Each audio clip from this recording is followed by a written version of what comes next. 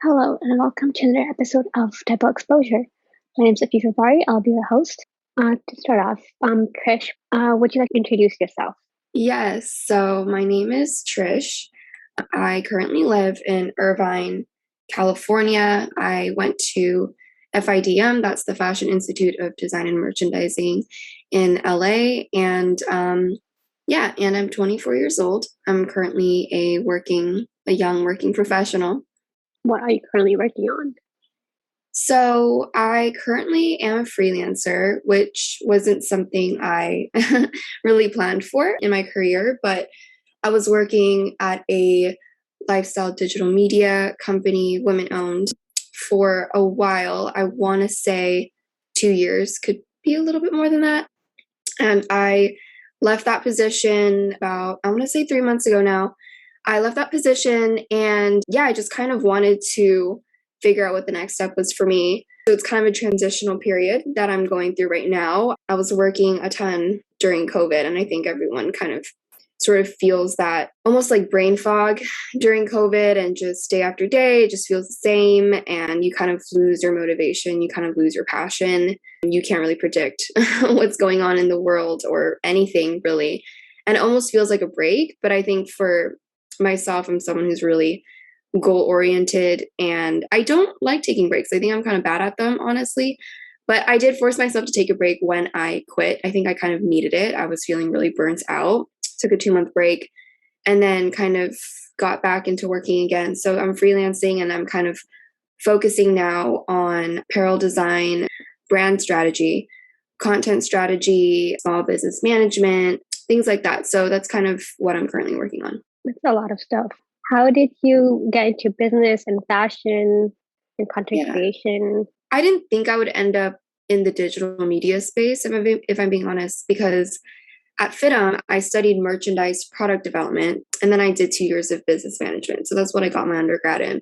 And I think a lot of people honestly like go into FIDM, at least in the product development degree, to start your own clothing line. I think that's kind of what I hear a lot. That's kind of what I thought I wanted to do. So I thought, if I do business, well, I need to make money off my clothes. And I wanted to know how to do everything from start to finish. And that's kind of what product development takes you through, right? It takes you from sourcing the textiles all the way to getting your clothes into like popular retailers and then, turning a profit. So I thought that's what I wanted to do. I'm not saying I don't want to do that anymore. I think I've just become a little bit more intentional with it. And so I worked in technical design for a bit, and then I worked in like e-commerce. I kind of did and wholesale, like I did a lot of different things.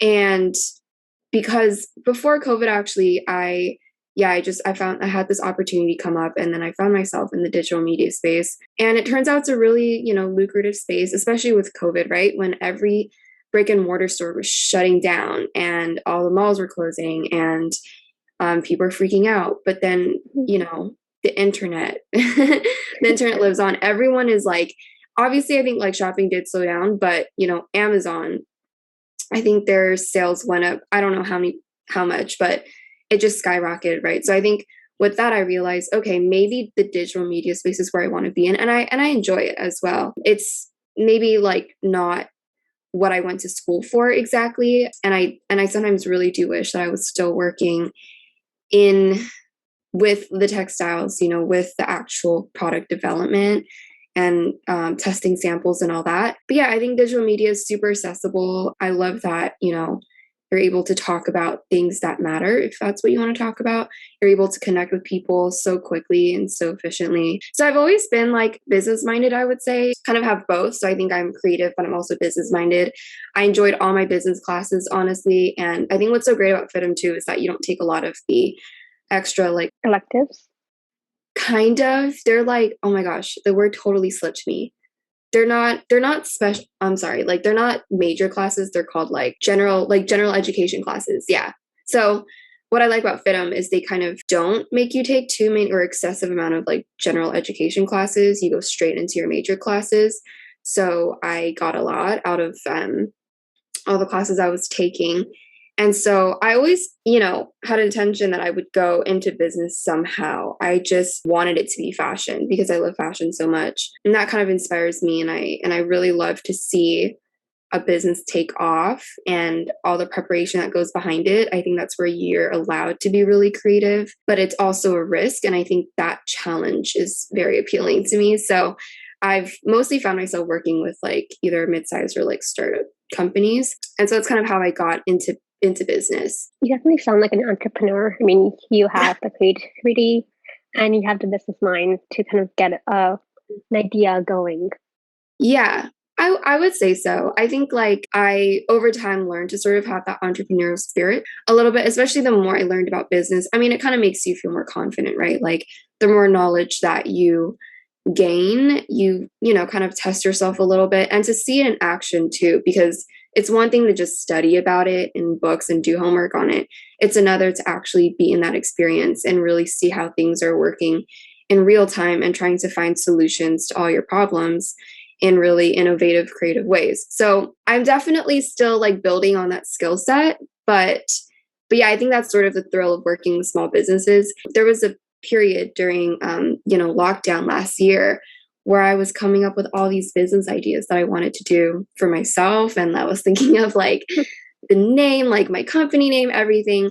And of course, this is going to be in slow fashion, right? Because I joined Remake, this awesome nonprofit organization that's pushing slow fashion and, educating people about fast fashion. And I sort of was introduced to Remake through one of my final projects that I had at FIDM, actually. And I found them just through my own research, So through that, I was kind of like, I wanted to start a clothing line for, a really long time, but I didn't want to make something that I didn't want to just be another brand. It's also in California, especially like Los Angeles, it's super competitive. I feel like every other person has their own brand or their own merch line, which is awesome, right? Like there's so many cool small business, small creators out there.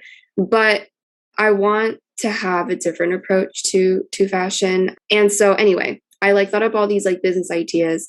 And then after some time, like, I got busy with work, blah, blah, blah, was kind of in the back of my mind. Of course, I'm still thinking about it now, but I realized that like maybe I don't have the emotional stability that I need yet to run my own business. I think I'm kind of in that phase right now where I would rather learn from other small business owners as much as I can before I launch my own. And I almost felt this sort of rushed urgency to like start a business as young as possible. And I think that sort of, buys into hustle culture, which really was on the rise, I think, especially last year when like the whole world felt like they were taking a break. And then you have those like few people that are just hustling and really exploring their creativity and like monetizing it, which is awesome. So yeah, I just felt this like, I have to get rich by like this age. I have to be a business owner by this age or I'm not going to be successful, which isn't true.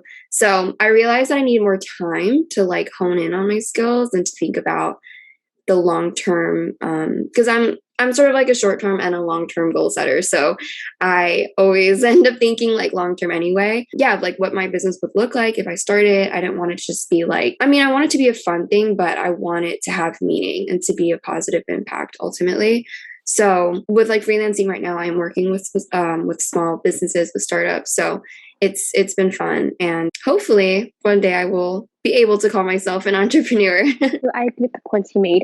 Hustle culture really took off, especially during COVID. It has been a thing forever now, especially with our generation, I believe. Yeah. With hustle culture, it's like, okay, so there's a pandemic, but hey, you have all this free time. Why not like monetize it and take advantage of that? But like, yes, it comes from like a good place of having to be somewhere else and like I have this time to try to stay somewhere to be, but at the same time, it's like you have time to take a break now. Yeah. It's just like people kept pushing themselves, and it's if you already live in a pretty fast-paced world at this point, where it's just like constant, rush to get things done. Yeah. And no one thinks about taking a break. Yeah. And I feel like COVID really, like, I guess, emphasized that. For sure. Even with the, I guess, fashion industry, workers weren't paid, but hey, the trends kept switching constantly because it's like, how does this work?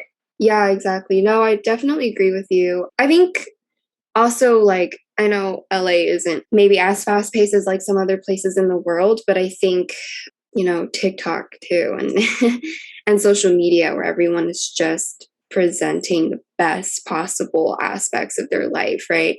And of course, when you're sort of promoting hustle culture, and I'm sure people aren't intentionally making content that's like, this is hustle culture, but there's just like a plus and minus to it all, because I grew up being taught that time is money. And so that's always sat with me. Maybe that's why I'm really bad at taking a break. Or if I take a break, I feel guilty. I feel like, oh, I'm just wasting space. Like, if you're not making money, then what are you doing? What is your purpose, right? Which is super toxic, honestly. Like, we're allowed to just make art to make art. We're allowed to just lounge around if we want to and not feel bad just simply for existing. And I think that sort of message has gotten lost, especially with social media. And also, like, I have to say, at our age, like 24, 23, 25, whatever, young professionals, you're trying to get your foot in the door. There's so much hustling that goes into that, obviously, right? Like, you have to fight for the opportunities that you want. I don't think that ever really goes away. And it's like good to have that ambition. But then it's hard to find that balance, because on the flip side, you have all these like self-care gurus that are like mental health first, and you have to do this, you have to do that. It's like, yeah, that's definitely very important. It's just super hard to strike that balance. And that's something that I struggled with a lot during COVID. It's, if I'm doing self-care, I feel guilty for doing my self-care. But if I don't, then I also feel guilty that I'm neglecting myself. So I'm feeling guilty just all the time. I'm sure a lot of people felt that way too. But yeah, I think there is an importance to slowing down, which ties back into fashion.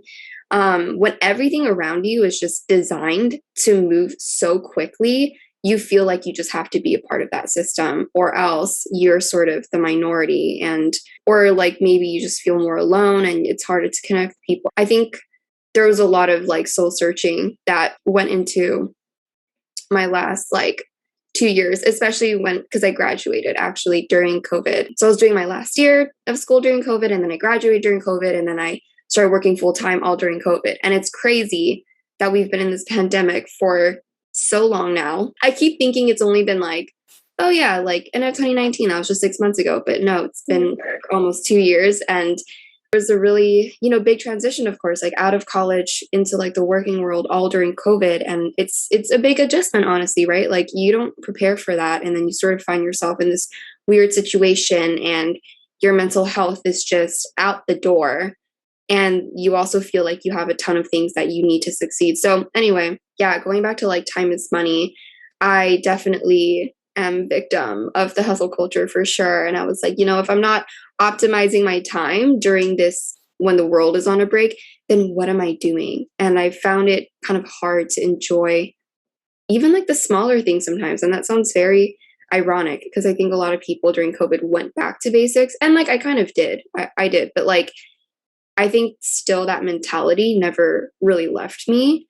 And I'm still trying to find that balance now. But I don't know, did you feel that way with COVID too? Or I did. I graduated during the pandemic just like you did. And the first, I guess, the entire 6 months to a year, I was like struggling, finding work, and like figuring out what my next steps would be. Do I want to take a break from my art? Do I want to keep making art? I had shows coming up, and they were all kind of canceled. Oh, and no, that was kind of a downer. But same time, it's like, you know what? I needed this break, and I didn't realize how tired of it I was constantly working, that I just kind of went into hibernation for a while until I came out with, I guess, double exposure was like, I had a show, and then I started double exposure, which is like, I needed this break to figure out, okay, this is what I'm into, and I'm not, you know what I mean? I'm not into hustle culture, but I see issues that exist. I think hustle culture is an issue, especially that our generation deals with toxic productivity. You don't have to be working all the time. The best ideas come when you're not working. Yes. Which is like a default human, I guess, biology. Yeah. You know what I mean? We weren't designed to constantly keep working. If you look back at like primitive times, people did work, and then they had like these hours of the social activity and like being themselves and going on adventures. Yeah. They're not designed to constantly keep working or constantly keep buying or it's toxic, it's wrong. It's like modern day capitalism. It's, you know what I mean? It's the consumer culture. It's kind of, and we're kind of feeding into it because we were born and raised in this. I guess we were born when like consumer culture was like starting to rise, the bigger Silicon Valley and technology. You know, it was just starting to like take off. And as we grew up, we kind of grew with the technology. Yeah. And now we kind of have to keep up with it. Yeah. As the fashion trends constantly change, keep up with that. Technology, there's a new iPhone like every year, for goodness sake. You know? My gosh, yeah. And it's like, okay, we gotta get the next best thing, whatever it is, whatever form it comes in. Yeah, exactly. And I like how you mentioned toxic positivity because that is honestly like so relevant to, I think, the times, and, you know, again, back to social media. And that was kind of what I was saying earlier about like digital media. I mean, they kind of go hand in hand. They're basically the same, but like, you know, during the past 2 years, like during the pandemic, everyone started getting on TikTok. I don't know if you had a TikTok before the pandemic hit. I know I didn't, but then I got one during the pandemic. And it was sort of this funny, like, oh, all the older people are now coming on TikTok because we just have like more free time, I guess, like working from home, like whatever. People are using social media more. And of course, I think that you know, information just spreads so much quicker. So you have like toxic positivity and like hustle culture and all these things sort of infiltrating your daily life and how you're thinking about yourself and your life every day. So there was, I think, a lot of that. And I think sometimes it's sort of, I think you need like a moment of quietness, not a moment, honestly. It kind of needs to become a habit, I would say, to sort of like reevaluate what really matters to you. Cause you said how like you took a break and then you were really thinking, and double exposure came about, right? Which I think is so awesome. And so we need that break, I think, sometimes to refocus on like what really matters to us. And sometimes it takes longer for some people to figure it out, I think. But I know like for me, I was able to figure out during lockdown and stuff, like where I kind of wanted to go in the fashion industry, because, you know, all love to FIDM, but I realized that, you know, it's funny, like in product development, that has so much to do with like non-ethical fashion, right? And sustainability. It's actually, I don't want to say it's all in product development, but it starts there. And we weren't taught about the ethical consequences of a lot of the stuff we were doing and the stuff that we were learning. A lot of the projects that we did, because we had to do it on like, we had a lot of projects. So we had to choose a brand usually to like do the project on. And they always gave us like the same 5 options. I don't know why. Maybe it was just easier to grade. I'm not sure. But the 5 options are always either Urban Outfitters, Zara, H&M, Forever 21 sometimes. I think that wasn't, you know, as popular. And I forgot the last one. But anyway, just, you know, the top most popular. Companies. Exactly. Right. So I never questioned it because, you know, I think I'm pretty trendy. I love my trends. Like, and obviously those companies are super trendy. So at the time I didn't know any better. And I'm like, cool, I'll just choose whichever brand I like the best. And the one that I probably shopped the most from, you know, out of those brands was Zara, I would say. So their sizing, I mean, I heard that they sort of tailor it to like an Asian demographic because a lot of their customers are in Asia. So, you know, maybe that is why I like it, because I feel like the sizing is just smaller. And I usually have trouble finding clothes that fit me because I'm like 5 feet. Anyway, but yeah, that was sort of like my brand of choice, like my fast fashion brand of choice. So yeah, we would do like our projects on Zara and I never really like questioned, like, you know, when we learned about textile dyeing and stuff, I never questioned, where's the water getting dumped? Like, I'm not thinking that. I'm just thinking, oh, how am I going to like sell this to the customer? How am I going to make the cutest designs? How am I going to reinvent this? And obviously those are all important questions, right? At the end of the day, businesses want to make money. That's kind of what they're there for. But there are ethical and I think social implications that are just as important to think about. And we weren't taught that. I think we were just taught to design to make money. And so, you know, during COVID, I did this like final project and I looked into the globalization of apparel product development. I think that's what it was called. I think that was the contemporary issue I was researching. And yeah, I just found like all this information that I did not learn from FIDM, but had so much to do with my major. And I think after that, during like the quietness of COVID, I really boiled down, what fashion means to me and like what I want that to look like for me if I want to keep working in that space. And like you said, it's really hard. Like we have every single like tech company just so on it, right? Apple coming out with something new every single year, it feels like. And, we obviously don't need a new iPhone or a new Apple product every single year. But when all of society and when all of the economy is kind of functioning in that way, of course, fashion is going to do the same, and everyone else does too. So I think it was really hard. Like even in the last company I was working at, the digital media company, I was working in the fashion and beauty department. Mostly, I was kind of doing everything, but I really like fashion, right? So that was kind of like my thing. And we did like affiliate marketing and all that, and a lot of times you are partnering with fast fashion brands because they're the most popular. It's what people trust. It's what people buy from. That's how you're going to make the money.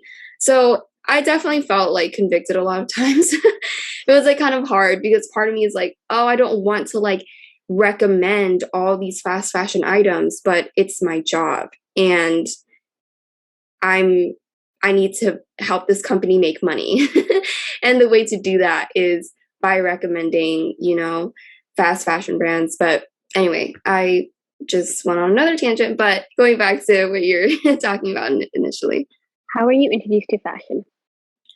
I was introduced to fashion. I think ever since I was a little girl, I always really liked it. I think it started with just like, styling myself, and that never went away. I get super excited to put outfits together still for myself, for anyone, for anything, for work, whatever. So that was sort of my introduction, was like when I was young, and I would always want new clothes, and I would always try to find different ways to pair different things. So I kind of grew up as like the fashionista in my family. I would help my mom dress up, then I would help my grandma dress up. My grandma's also like quite fashionable. So her and I would sort of go shopping a lot together, and I would be like 9 years old, right? And we'd go shopping together and we would just pick out stuff for each other. And my mom is not so into fashion, so we were, trying to dress her up. So that was sort of my introduction. How would you define fast fashion? Fast fashion, it's mass consumerism is, sort of where my head goes. I feel like it's very much just in the name, right? Like fashion that is in and out very quickly. It's not even a full season for a lot of these fast fashion brands. It's clothes that are I think they're actually made to last longer if people give it that chance. I did not start practicing slow fashion until, again, I discovered Remake, and I did that, project. So it's been maybe like a year and a half. So yeah, like all of college, my whole life, like I always shopped fast fashion, right? It's what I could afford. It's what made sense. But I still have clothes from like years ago that I still wear and I keep. So I don't think that fast fashion exactly makes clothes that like fall apart in like a wash or two. It's definitely out there, but it just promotes you to think that they're only supposed to last that long. And it's not true.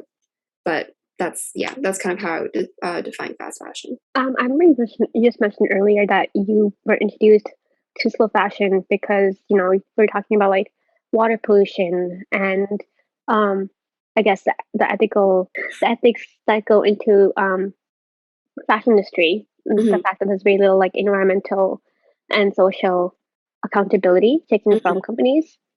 I was introduced to slow fashion the opposite way, I guess. It was last assignment for me too in my last year. Oh, okay. And mine was obviously painting assignment, but it was like some environmental issue. Mm. And I started off with obviously water pollution. It was simple. But I Google searched up, like I already kind of studied water in the past. It was a series I did like a year before, just kind of exploring water. But I Google searched, okay, what causes water pollution? And fashion was on the list. I was like, okay, I'm into fashion. So I Googled it more. I did more research. And then here I am. But like my entire practice, because of that one assignment in my last student class in university, my entire practice is now based on capitalism and consumerism and I guess political parts of it, and how every aspect of our life is based on constant consumption and capitalizing, you know, our hobbies, for goodness sake. So that's, and then I was like, how do I get into the fashion industry and make like a change while working towards my art practice? And I Googled a whole bunch of slow fashion and ethical, I guess, organizations, and I found Remake and Fashion Takes Action. And I just kind of like, I want to be a part of this, you know. That was how I discovered Remake. And I was like, Threads has been my entire life. Now I'm like, consciously, I guess I'm working towards being a conscious consumer. I don't think I'm there yet, but that was like, you know, my introduction. It's just kind of like, it works with yours, the whole water pollution thing. But mine is the arts, yours is just fashion. Yeah. That's so funny. But that's awesome though, like how we both found Remake in different ways, but how we both want to make a change. And it's frustrating, right? Like how, like for me at least, I'm like, ugh, why do I like something that's so bad for the environment? That's just so, it's not supposed to be. That's the thing. But, you know, that's a whole other conversation about capitalism, I think. But I have to second what you said about, you know, working towards being a conscious consumer. I'm absolutely not there yet.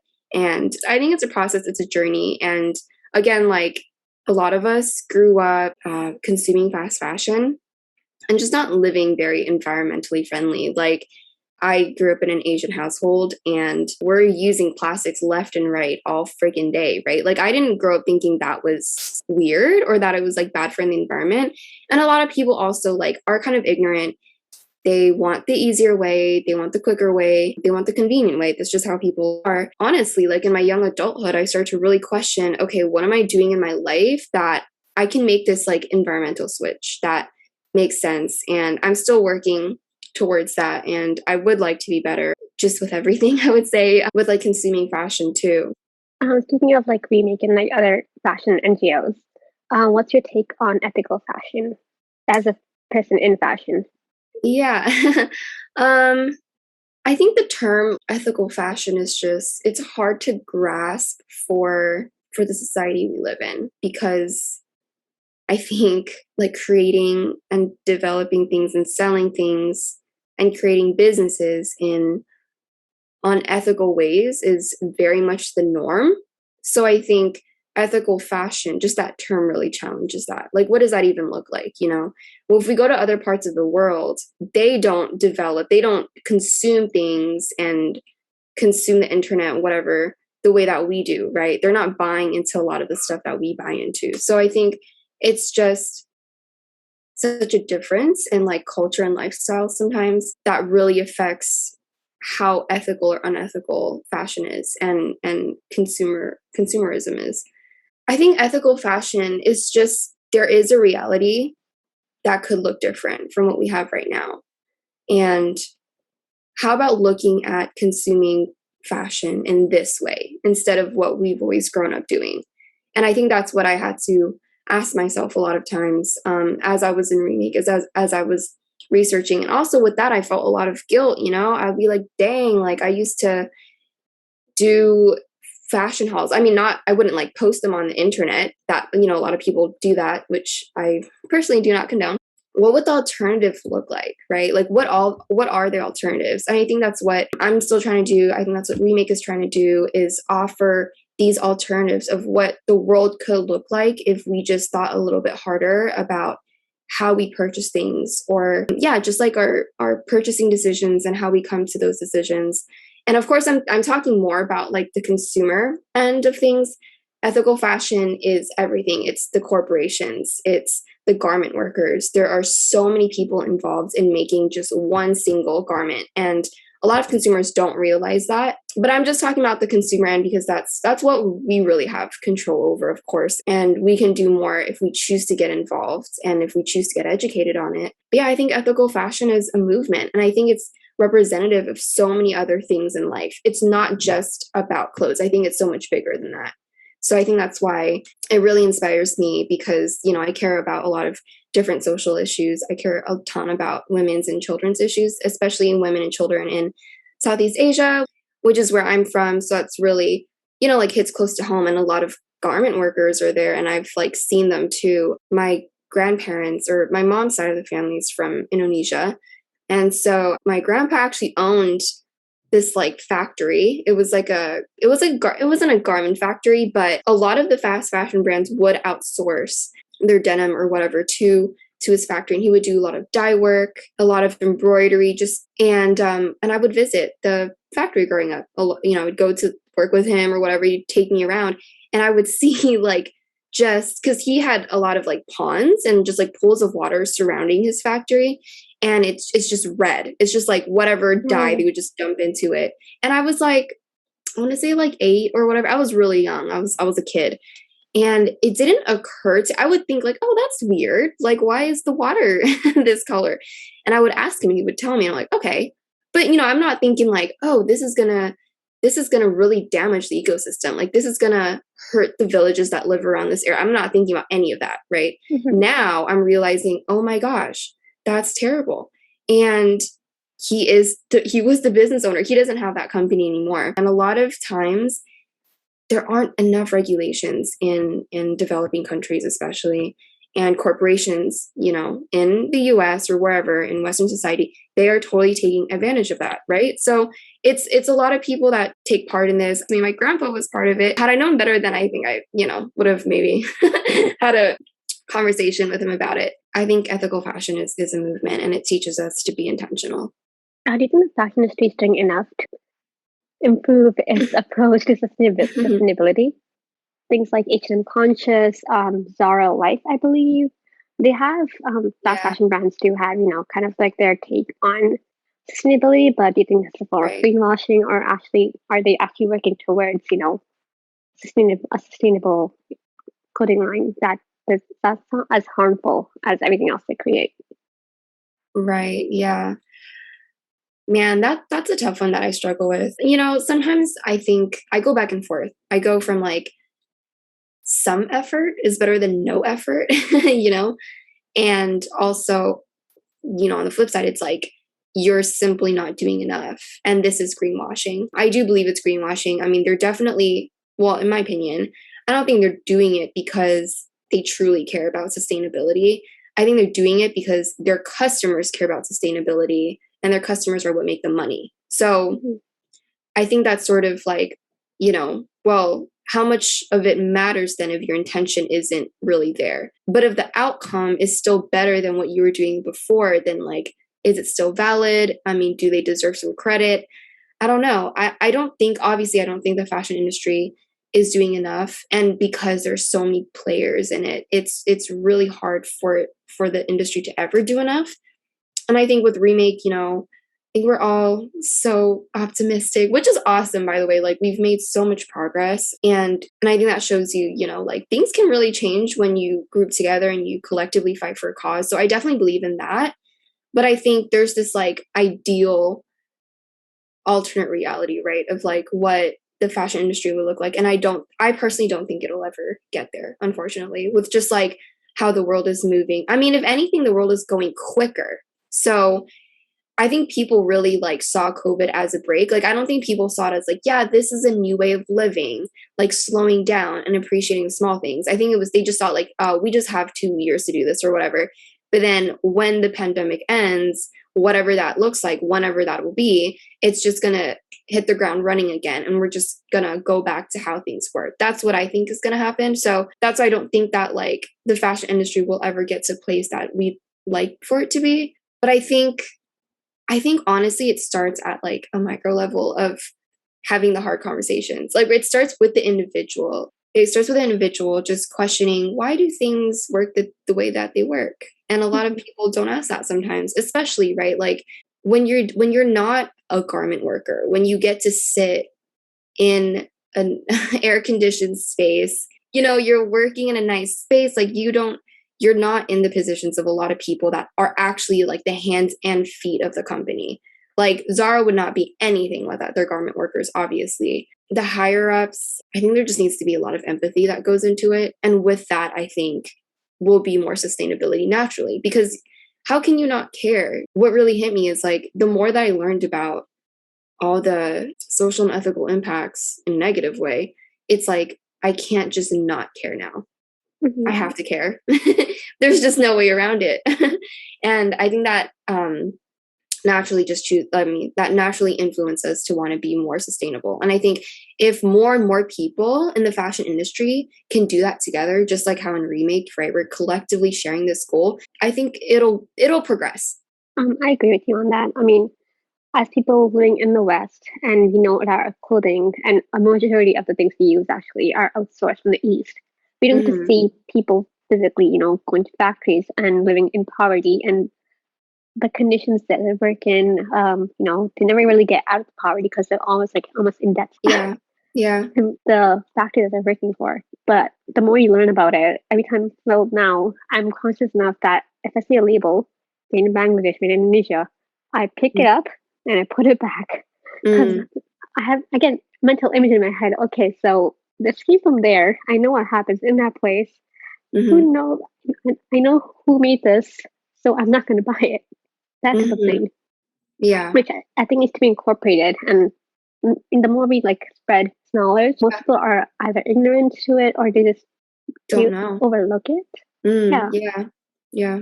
Like maybe they know, but they don't care enough, or their circumstances. I mean, not everyone can afford slow fashion, ethical fashion, because the prices. Which the prices make sense.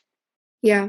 If a worker is paid fairly, if the textile use is from a sustainable place, organic dyes, all that kind of stuff, it all adds up, and so the price is also going to add up to make up for it. But slow fashion is just keep everything low and make higher profits, which also feeds against capitalism. We keep coming back to that. Exactly. Yeah. I think people are taught that clothes are supposed to be cheap, but that's completely backwards. Someone's paying for it, right? If you're not paying for it, someone's paying for it. And I think that's what people don't realize. I think it's just a general lack of education too. Obviously, these corporations, they don't want us to know all this because they want to keep making money off of us, right? They don't benefit from people being more knowledgeable and being more empathetic. They don't benefit from that at all. So they benefit from the system that oppresses, right? The bottom line. And then of course the consumers, if you're not willing to hold them accountable and you just want to buy and buy, then good for the CEOs and stuff. So I would like to not be a part of that as much as possible. Of course, it's I struggle really, shopping sustainably and ethically all the time. It's really tough. About clothes, we're taught that clothes are supposed to be cheap. Yeah, that's not it at all. I think with, my product development degree and knowing all the steps that it takes, each one costs money. And like you were saying, if you want to dye it with natural dye sustainably in a space that pays their workers fairly, or even not just fairly, a comfortable living wage, of course, by the time the garment gets into our closet, or if we decide to buy it, right, we should be paying for all those steps. And those steps are worth paying for. I think people don't know what goes into it. Therefore, they just, no, I just want the cheapest possible, right? But if you're paying for something to be handmade, which is, you're paying for local artisans to create something, that is worth paying for.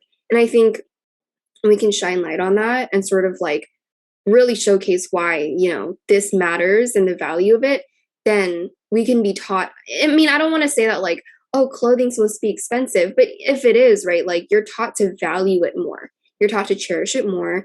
You want to wash it better. You want to wear it more. You want to, take good care of it. And I think that should be the approach to clothes, because I think one piece of garment it symbolizes so much more than just, something you can put on your body. It's the hard work, the labor, the creativity, it's everything. So it's unfortunate that with fast fashion and mass consumerism, no one's buying anything that's over $40. It feels or they'll be oh, it's not worth it. I think it's just it goes back to the lack of education. I agree with you on that. I think education in the West is also important as consumers, because we do consume things from the East. People in the East, people who actually make our clothes and are responsible for that, they are also lacking education in they don't know how much wages they should be earning or the right working conditions, or even if they do know, they don't know how to stand up and ask for that. Yeah. How do you think that contributes to the fashion industry? The lack of knowledge that either the company keeps from the workers, or from the consumerists, just so they can, I guess, make a profit off of it? It honestly makes me sick. This is like controversial, but like the term eat the rich, right? Or like tax the rich. I mean, I I can see why people would say that. I mean, essentially the message is that, it's the exploitation that goes on. And I think that's what makes me sick, because like I agree with you that like education needs to happen in the West and the East, but in the West, I would argue it's more accessible. Obviously, the people who start these businesses and these corporations, they know what's going on, right? They know what's going on. They either choose to not care, like you said. Actually, I think a lot of times it's just ignorance more than anything. They know and they choose to not care. And I think that's even worse than just not knowing at all. So I think that's why, like, because of the accessibility to education and basically to do better, when you know better, you should do better. I think that's why more of the responsibility lies in the corporations and in the West than it does in the East, right? Like I said, I think that there isn't enough government regulation in the East, and a lot of, like I mentioned, developing countries who are creating the garments and sewing the garments and all that. So of course there needs to be accountability there. But like you said, when you are a garment worker, you have too much to lose, right? I mean, we are hearing so many like horrible stories, and especially, I mean, most of the garment workers are women too. So that just is a nut. Like that just breaks my heart even more. They don't have anything to back them up. They have way too much to lose. So, they're just going to keep their head down and just make the money that they can make to support their families. So that's why I feel like, the accountability, the responsibility really needs to be in the West. I mean, it's these like rich white men, honestly, who are owning all these corporations. So, I mean, I have opinions on that. That's who I want to hold accountable. You should be looking out for the people that are the reason why you're even that rich. And so I think, I don't know, man, like that's a whole other conversation about patriarchy and just, like white privilege, et cetera, et cetera. But there's a lot of race dynamics involved in the inequality that happens, gender inequality. There's a lot of it in the fashion industry for sure. And so, I mean, fashion a lot of times is like geared towards women, right? And it's sort of like, oh, it's a women's issue. I mean, it's really not, and it shouldn't be. It's for everyone. There's a lot of other social issues that go into the fashion industry. And kind of a side note, but I would love to see more men be involved in the cause, honestly. I think they're an important piece of the conversation that is missing. I know men aren't, this is patriarchy again. Yeah. When you think fashion, you just think, okay, women shopping, but like everyone wears clothes. Every single human being. It's like a basic human right. But somehow it's just like, okay, women shop, women make clothes, but it's like, okay, who's controlling? Who's in charge? Exactly. Most men own these factories. Most men own these huge fashion brands. Exactly. Mm-hmm. Whether it be Zara or H&M. I mean, they have women workers, but they're not, CEOs, and they're not representing the brand. Yep. So it's also like unfair power dynamics. Yeah. I mean, physical power, because I mean, I'm not sure if you saw the True Cost, but there's terrible stories in there about like men taking advantage of women working in these factories. Yeah. And that just, I mean, on top of the things already suffering while making our clothes for us, they also have to put up with the social, everything else they go through to make these things. The people, their bosses, or the people working around them, they constantly face with like harassment and like abuse of so many forms, just so you can have a shirt hanging in your closet, which is just mind-boggling that this is a thing. No, yeah, I could not agree more with you, honestly. And I think that's why, like I mentioned earlier, that like I hear a lot about women's or issues that affect women and children, and that's like super vague, right? But like I think what you said about power dynamics is super true. You see it a lot in Asia. I mean, come on, like there's, I mean, just with like abuse, right? Even darker, like sex trafficking, domestic violence, all these things. It's the power dynamics. It's men not being held accountable, men not being checked. But like, who's going to check them? Women? Like, do we expect women to like do that too? We're already doing so much. We are like we're like taking care of the kids, and well, traditionally, but I mean, I'm talking about like in Asia, right? Like there are strict societal standards of how a woman should act and what her life is supposed to look like. And, you know, going back to like garment workers, right? Like when you're not paying these women a living wage, first of all, where are they going to have any kind of safety net to choose any other option besides the life that they're living? I think having options is so important. And that's something that we have a luxury of experiencing out here in the West. Like, I have so many options. I have money and I can do, if I don't like something, then I can do something else, you know?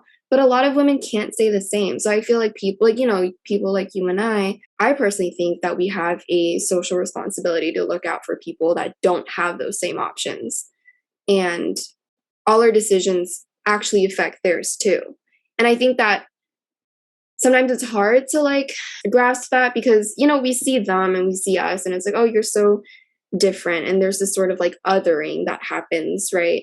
Of like, you know, we live such different lives and like, or you like see someone that maybe is not in the position you are and you're just not able to find that similarity or to connect. But I think like we all share this world, like we're all connected. Every one of our decisions matters and it's going to affect someone else. And so I think like teaching myself to see the world that way sort of helps me also like practice empathy in my approach to ethical fashion. But also like I lived in Indonesia for 3 years and, you know, there you kind of see firsthand, like there's a huge wealth gap there. You definitely see a lot of these things firsthand. And I think a lot of people maybe out here in the West, like don't have that experience. They're not seeing things. They're only seeing these issues or whatever through the TV or on YouTube, whatever, you know, but like they're not seeing it in real life and they're not seeing how it affects people. And there is really no difference between us and them. And I think that's why, yeah, it's just important to understand that we're in this collectively. And that also includes men, back to men, that also includes them. And they're the ones that are holding positions of power. Even if they're not, like maybe one of their friends will hold a position of power someday, right? That accountability needs to start there, even before you become a CEO or whatever it is. I think practicing sustainability, practicing empathy, all that needs to start before you're in a position of power. I think it needs to be in like who you are. Because I would argue that like, I don't know if this is like far-fetched to say, but I would argue that a lot of like the men in power right now who are abusing their power, who are exploiting women and people who have, you know, who are in more unfortunate situations than them, that they've never really had a clear like moral compass even before then, you know? Or maybe it changed like once you have a lot of money. But I think it really starts with the individual. Let's go on a lighter note. I feel like we're getting intense. I know, we're totally getting into it.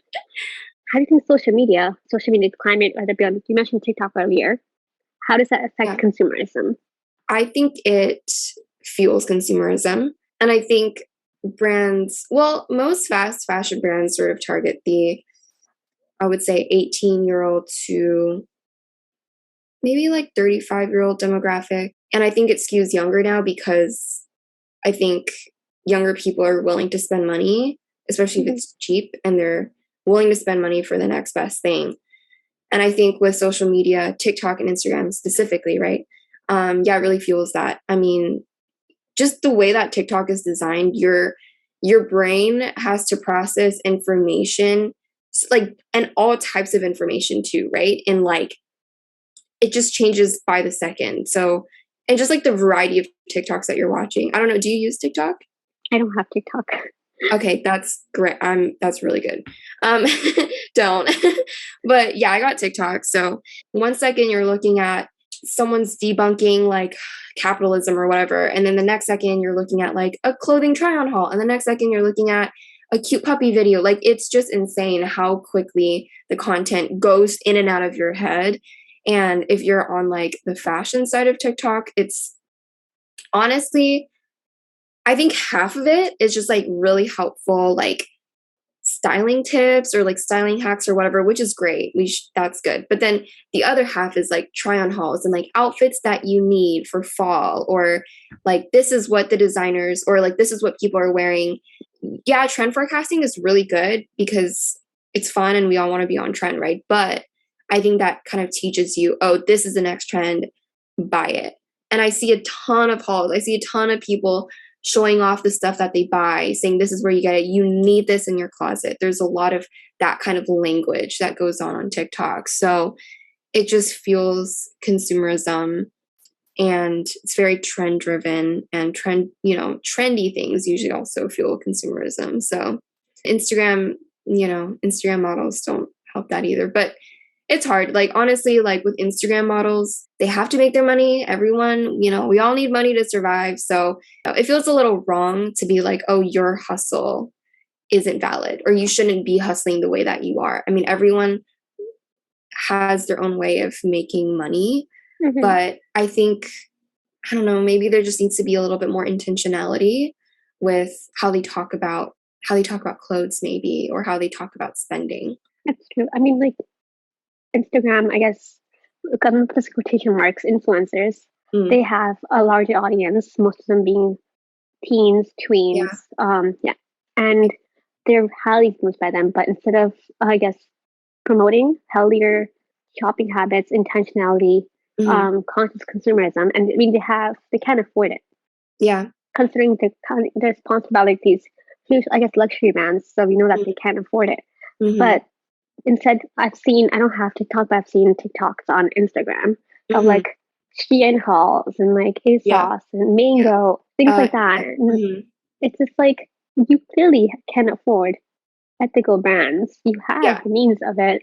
And yet, because you know that you have a younger audience, you're going to promote these brands who don't promote ethical anything, from the way the clothes are made to, the fact that they steal designs from artists, which personally, when I found that out, it hurt me, as an artist. I was like, why is this a thing? They just take full advantage of it. No accountability whatsoever. Yeah. Yeah, definitely. And I feel like every IG baddie is a Fashion Nova partner. Have you seen that? Yeah. I swear they're all wearing, and I can't stand Fashion Nova, but I mean, I can't stand any of those, but it's obviously how they're making their money. And when you're surrounded by people that are just consuming that way and wearing Fashion Nova, right? Like, you don't want to be the odd one out. You don't want to be the only person that's like, oh, but sustainable fashion. Like, it's probably not the cool thing to do that. I would just advise people to really find their own style and get really good at, styling themselves and getting really creative with how they're pairing things. Going back to that, do you have any tips or advice for fashion students? For fashion students, well, for one, I would say have a lot of fun just creating art. I think that's what I miss most about school, being in school still, especially when I was doing like product development. It's just like creating. I mean, yes, you like have to get a grade and there's certain criteria for like your projects and whatnot, but just having that space, I guess, with other like-minded, fashion enthusiasts to create art, I think is a really, really great place to be in life, because after you graduate, you're just, I mean, I'm sorry to say, but like there's so many other things that you have to think about. Just enjoying being in that fashion space and really learning it for what it is.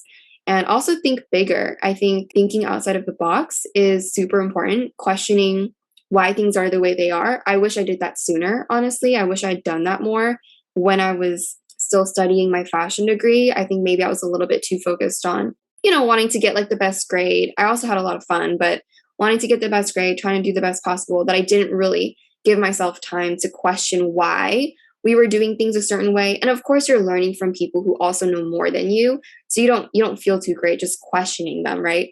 But I think there is value in that. Yeah, learning things for yourself and along the process, just evaluating why you are in the fashion industry. We're all in it for a different reason. I'm not saying one is necessarily better than the other, but just knowing your reason as to why you're doing something, rather than someone telling you why you should be in fashion or why you should do this way. I think that's really important. So I would encourage fashion students to just enjoy their time and think outside the box. That's really good advice. Words of wisdom for fashion enthusiasts. How would you define fashion enthusiasts? People who didn't study fashion, but they want to experiment. People who express themselves through fashion. I love that. Mm-hmm. I would say just be yourself. Okay, that's like really corny. People say that all the time. But like, you know, I think fashion, honestly, like I see fashion as an art form, right? And I mean, even saying that in itself is a privilege that I've recognized. The fact that I'm able to see it as an art form makes me appreciate it more. And with art, it's a lot of times an extension of ourselves. And sorry, I'm like, oh, clothes aren't that deep. But like for me, I think it kind of is, like, right? It's an extension of ourselves. It really reflects who we are on the inside, on the outside. And that changes too. So I think that also comes with like the aesthetics. It changes. So sometimes you dress up differently. And I think that's part of the fun. That's part of exploring yourself. That's part of knowing yourself. To be fair, like I do get this compliment quite a bit, but every time it still really warms my heart when people tell me they really like my sense of style or they like my fashion sense, because that to me is like truly like an extension of myself. It's the way I express myself.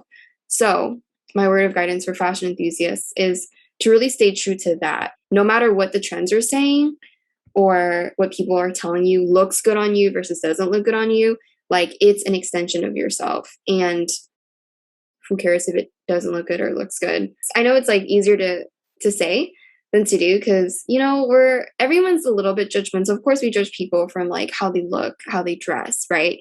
So I think sometimes we dress more for other people than we do for ourselves. But I would say, you know, we gotta sort of make that adjustment in our brain and just be proud of how we express ourselves. Learn more about fashion when you can, any way possible. If you really like designers, learn more about designers maybe, or certain fashion houses that you're really into. If you like watching runways, like do that. If you're into, you know, the ethical and sustainable side, which hopefully everyone will be, but no pressure. But if you like find yourself in that space, that's awesome. I think fashion is just really fun. I think that's why I love it so much. It's honestly just so fun. And I hope people are always going to be enthusiastic about it because of that, you know, because I mean, part of our conversation today got kind of dark, and like it is, but on the flip side, it's also really fun and bright and lively. I guess that would be my words of guidance. Thank you, Trish. It's really helpful, everything you said. Thank you for coming and being a part of Double Exposure.